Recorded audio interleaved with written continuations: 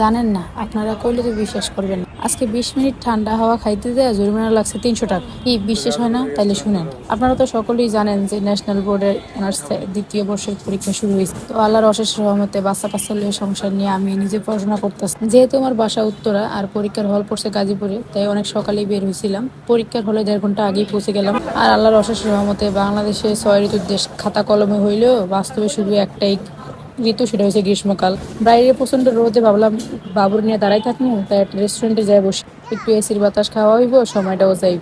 এখন রেস্টুরেন্টে যায় তো আর খালি খালি বসা যাবো না, কিছু না কিছু তো অর্ডার দেওয়া লাগবে। তো আমরা দুটো লাচ্ছি অর্ডার দিছি, একটা হচ্ছে চকলেট লাচ্ছি আর একটা হচ্ছে সুইট লাচ্ছি। আমরা চাইছিলাম একটা ম্যাঙ্গো লাচ্ছি আর একটা চকলেট লাচ্ছি অর্ডার দিতে। তো ওয়েটার বেটার কইলো যে একটা সুইট লাচ্ছি নেন আর একটা চকলেট লাচ্ছি নেন, সুইট লাচ্ছিটা একবার ট্রাই করেন।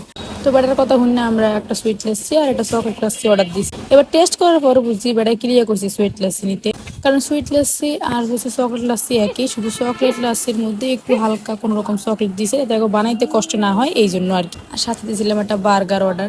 বার্গারটা এত জঘন্য ছিল, লাস্টে দুইটা তাও ঠান্ডা ঠান্ডা ভালোই লাগছে, মোটামুটি আমরা খাইছি। তো আমাদের বিল আসছে 300 টাকা। আর এখানে তো ওয়াফি পুরো তাণ্ডব চালানো শুরু করছে। আর এই জন্যই পোলাপান নিয়ে কোথাও গেলে জরিমানা আর জরিমানা।